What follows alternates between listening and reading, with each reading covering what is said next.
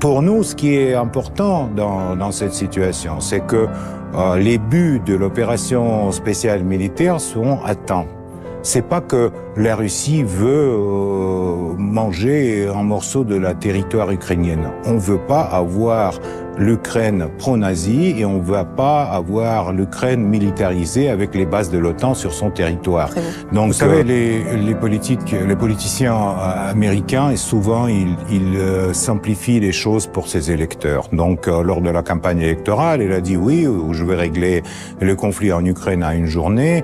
Hier, quand il a signé ses premiers décrets, les journalistes l'ont demandé, est-ce que vous êtes prêt à régler? Il a dit, il me reste encore demi-journée, donc peut-être ça prendra des mois, peut-être ça prendra des années, on ne sait pas. Bienvenue à toutes et à tous sur cette vidéo exceptionnelle.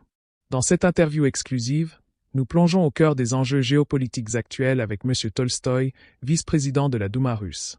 Il y aborde avec une franchise remarquable des sujets brûlants tels que la politique américaine sous Trump et Biden, la question des sanctions occidentales, l'autodétermination des peuples du Groenland à la Crimée, ainsi que le rôle crucial de la Russie dans un monde multipolaire en pleine mutation.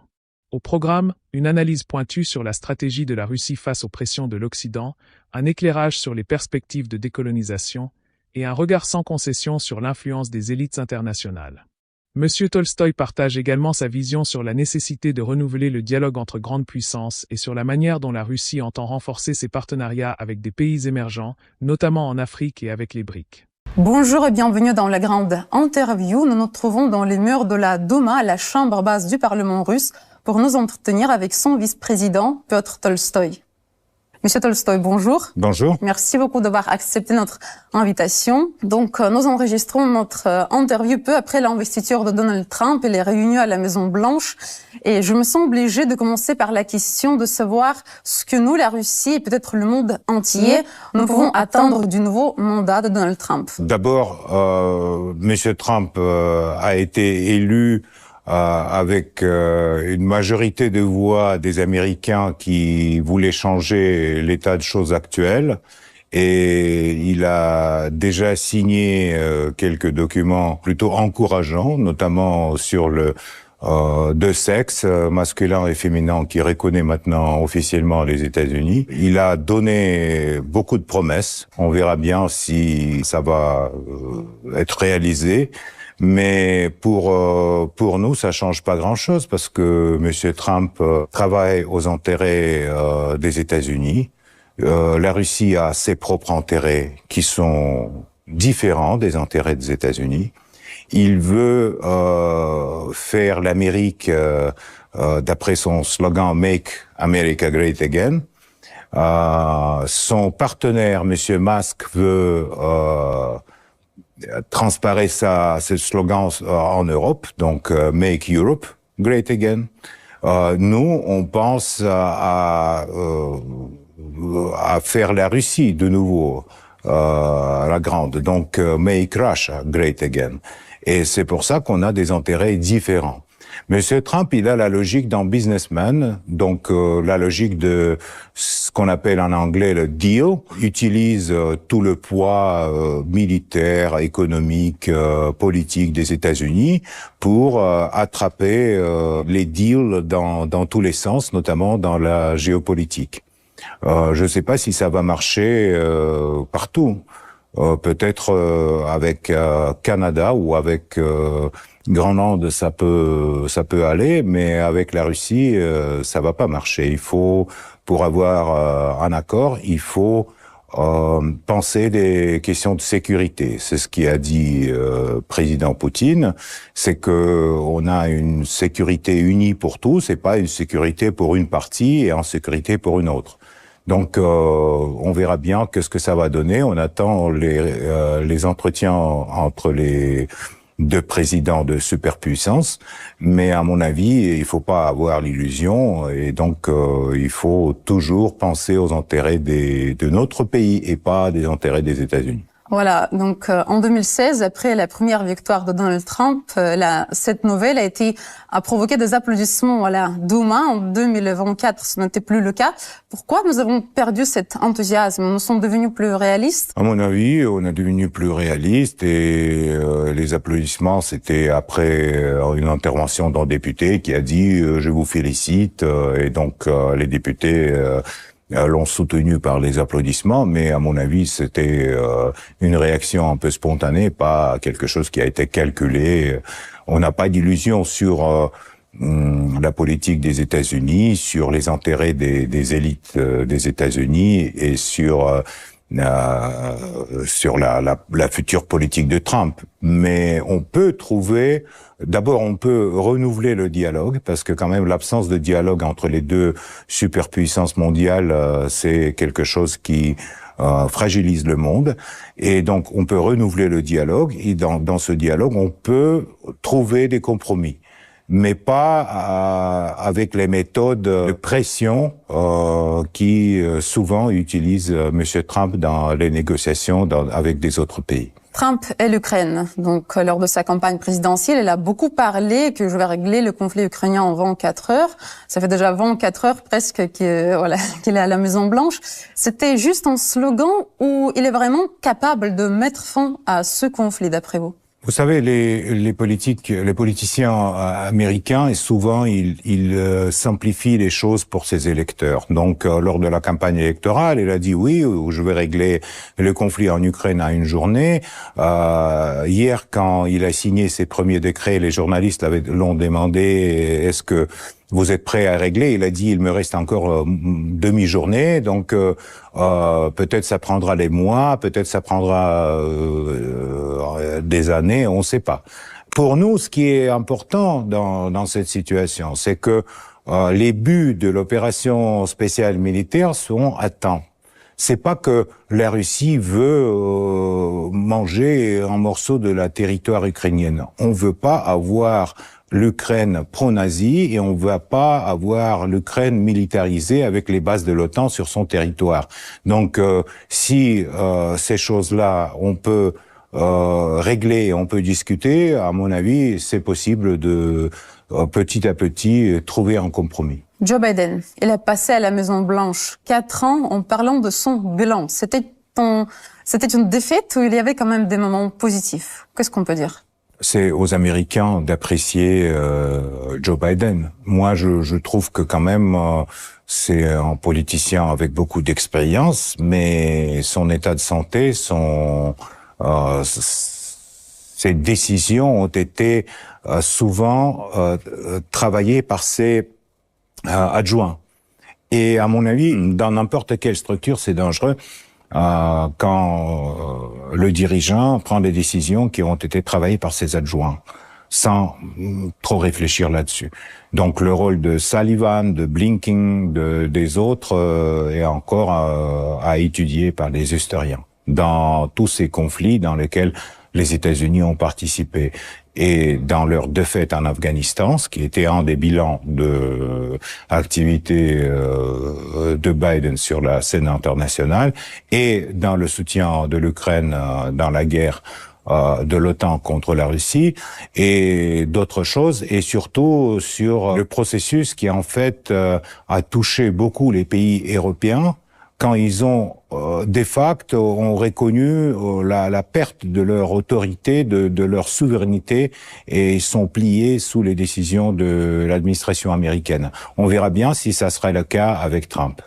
Mais pour la Russie, Joe Biden était le pire président si on parle des relations entre nos deux pays. Oui, peut-être les relations entre les deux pays ont dégradé le plus sous la présidence de Monsieur Biden. Je sais pas comment ça va aller avec Monsieur Trump. J'espère que c'était une période le plus difficile. Mais au moins, il veut un dialogue avec Poutine, donc c'est déjà bien. Oui, c'est déjà bien. Ça dépend du façon de dialoguer, parce que d'après ce que je sais, notre président n'a aucune habitude d'avoir la pression tel que Trump toujours montre au public. Donc peut-être ça serait pas le cas. Les leaders, ils ont leur propre façon de communiquer et à mon avis,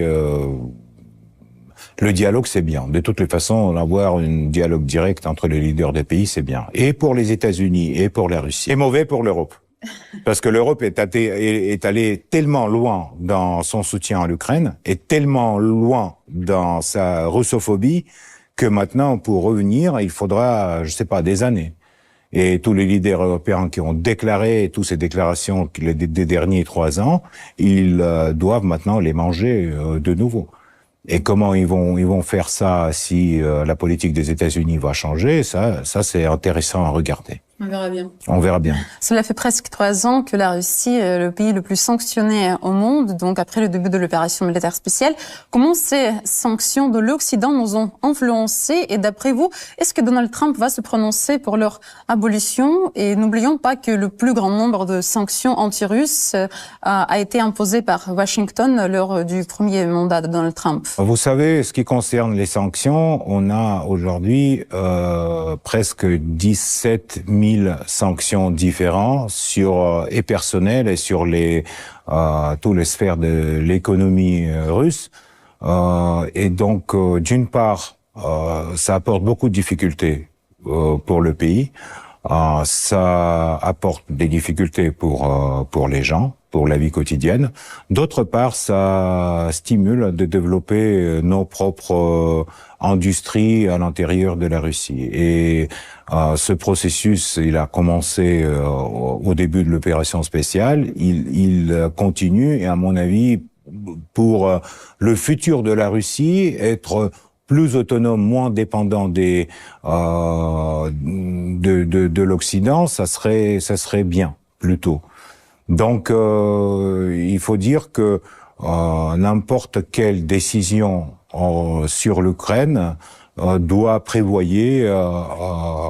l'enlèvement de ces sanctions illégales contre notre pays. D'autre part, on sait que les sanctions votées au Congrès des États-Unis peuvent durer des décennies, comme ça a été avec le fameux loi de Jackson-Vane qui a duré 40 ans ou 50 ans. Donc, on verra bien qu'est-ce que ça va donner, mais de toutes les façons, sans sanctions ou avec les sanctions, la Russie reste le plus grand pays de l'Europe et la Russie reste 4e puissance mondiale. On peut pas intimider la Russie avec les sanctions économiques ou politiques. Ça c'est à mon avis clair, et ça c'est une des leçons que cette situation a donné aux leaders occidentaux. En parlant des leçons, l'opération militaire spéciale dure presque 3 ans. Comment notre politique extérieure a-t-elle changé et quelles leçons notre pays en a-t-il tiré de ces 3 ans? Vous savez, à mon avis, dès le début des années 2000, la politique extérieure russe a été orientée vers la coopération multilatérale qui pourrait être économiquement intéressant pour tous les partis, avec le respect à l'histoire et à spécialité de tel et tel pays. Donc on n'était pas concentré que sur l'Europe ou que sur les États-Unis. Et avec les sanctions et avec la confrontation avec l'Occident, on a eu plus de temps et plus de possibilités de développer la coopération avec la Chine, avec l'Inde, avec des pays de l'Afrique, etc. Donc j'espère que ça va diversifier, si vous voulez, notre politique extérieure à long terme. Parce que, par exemple, le travail de BRICS, qui aujourd'hui rejoint encore une vingtaine de pays, ça donne la base pour la coopération économique intéressante pour tous ces pays, sans donner des leçons les uns à l'autre, mais en développant le dialogue respectif pour tous. Voilà, vous avez mentionné les BRICS. La Russie également développe sa coopération avec l'Inde, la Chine et d'autres grands pays du Sud. Comment est-ce que ça peut influencer la politique mondiale, notre coopération? Vous savez, la politique mondiale, c'est difficile de dire parce que on voit que les marchés européens ont été beaucoup affaiblis par la rupture de la coopération avec la Russie. On voit la hausse de prix de l'énergie partout et la hausse de taux de chômage, etc. Donc, les conséquences pour l'Europe de cette rupture sont assez sensibles et assez aujourd'hui évidentes. Ce qui concerne le développement de nos relations avec le Sud, avec les pays de l'Afrique par exemple, à mon avis, on a ici le grand champ pour travailler parce que vraiment il y a des projets très très intéressants. Avec la Chine notamment, et donc on verra bien qu'est-ce que ça va donner dans 10 ans. Ça, c'est pas des projets qui seront réalisés dans 1 an ou dans 2 ans, mais dans 10 ans, on verra, j'espère, l'économie russe diversifiée sur les différents marchés internationaux.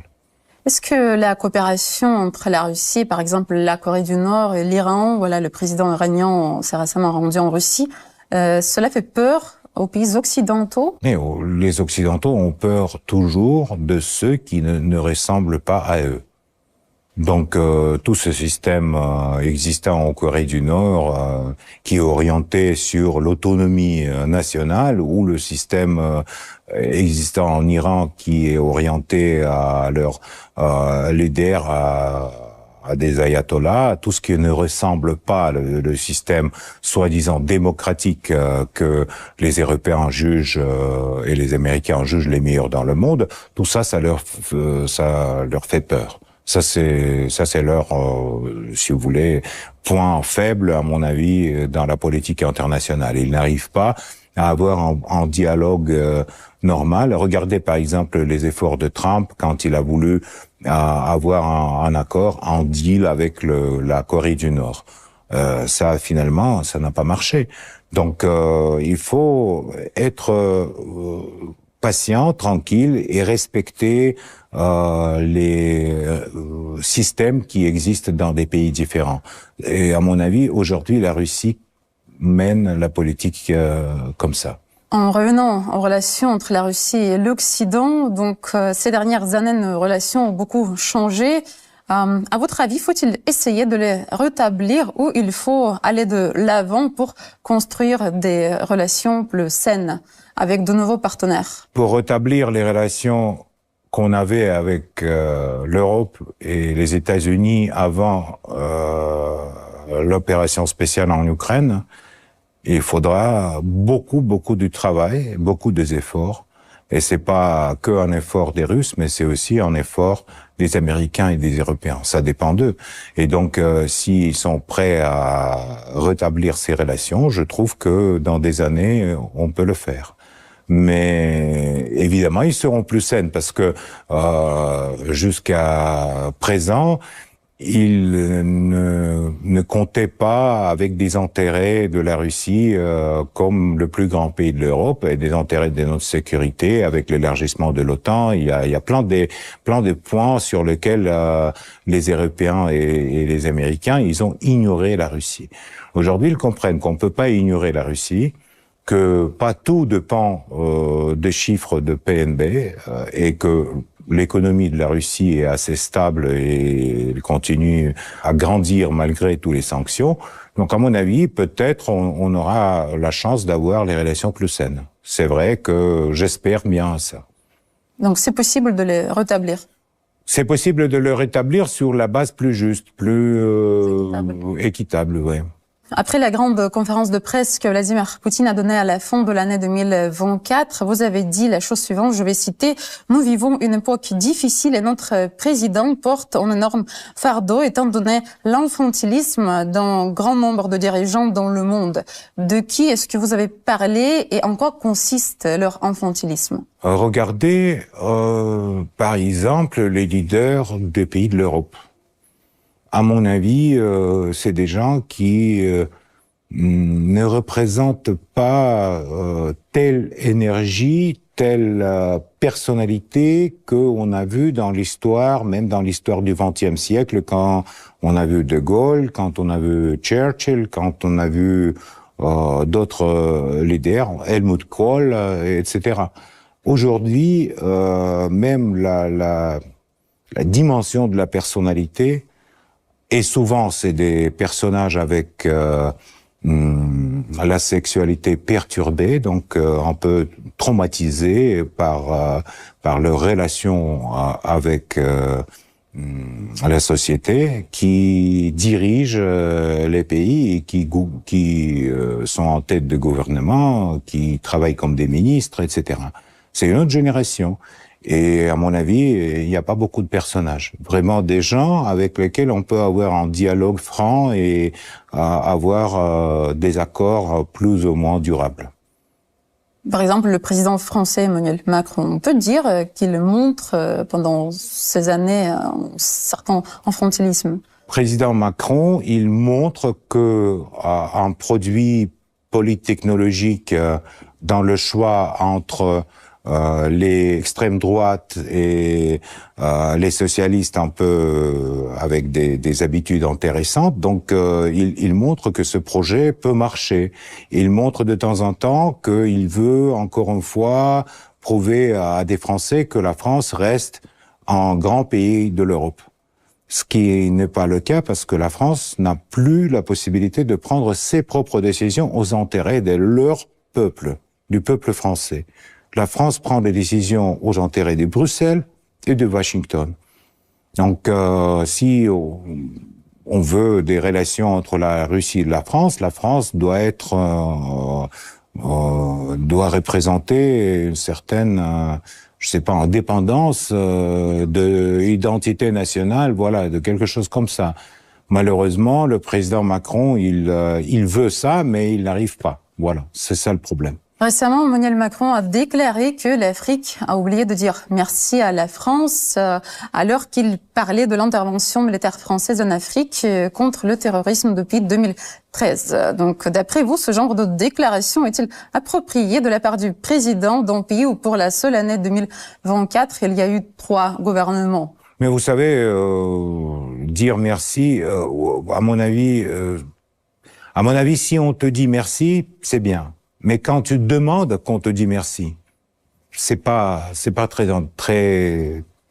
intelligent. Donc, on peut pas demander à des pays africains d'être reconnaissants à la France parce que les Français, ils ont beaucoup pris à l'époque de colonisation de l'Afrique, ils ont beaucoup pris dans des pays africains et ils n'ont pas dit merci non plus.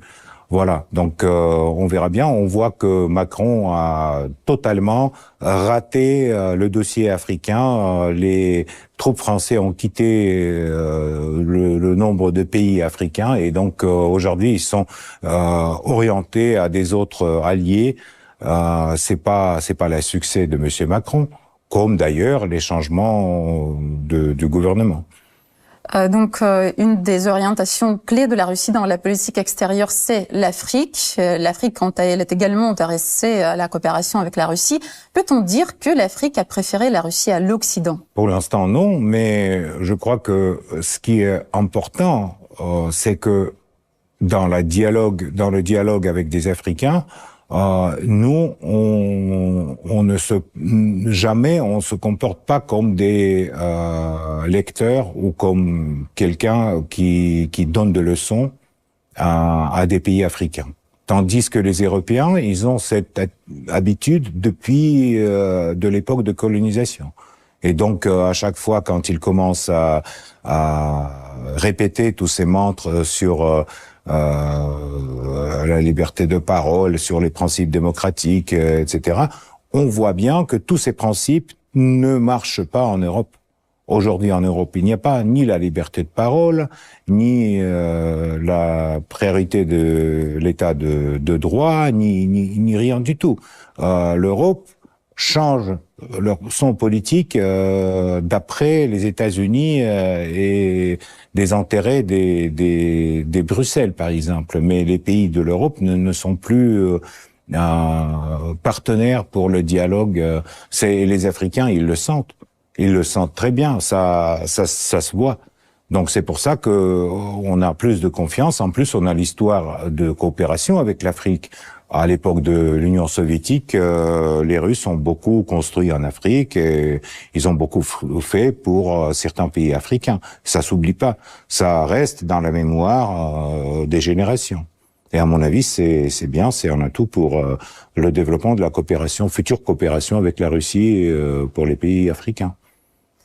Vous êtes connu parmi le public français car vous participez assez souvent à des émissions politiques des médias mainstream et vos interviews attirent toujours beaucoup d'attention. Et ces dernières années, les Français se posent la question de savoir pourquoi votre perception de la France a-t-elle changé et pourquoi Tolstoï n'aime plus la France. Qu'est-ce que vous pouvez leur répondre ? D'abord, moi j'aime la France parce que je refuse pas de donner des interviews à des médias mainstream, malgré qu'ils sont souvent 6 contre moi et je le vois pas techniquement, donc c'est différent de donner l'interview de Moscou que sur le plateau à Paris. Moi j'aime la France, j'aime les Français, je sais que la plupart des Français ressent une sympathie à mon pays. Historiquement, c'est le cas. Et même j'ai dans mon bureau les petits images du petit Parisien. Donc voilà. Donc vous savez, moi, mon attitude à la France n'a pas changé. Par contre, la politique actuelle de la France, les menaces d'amener la Légion étrangère en Ukraine, l'activité des militaires français sur les territoires ukrainiens, dont on a tué déjà pas mal, les chars français sur les territoires ukrainiens, dont on a brûlé déjà pas mal, ne peuvent pas me armer par une sympathie à la direction actuelle de ce pays.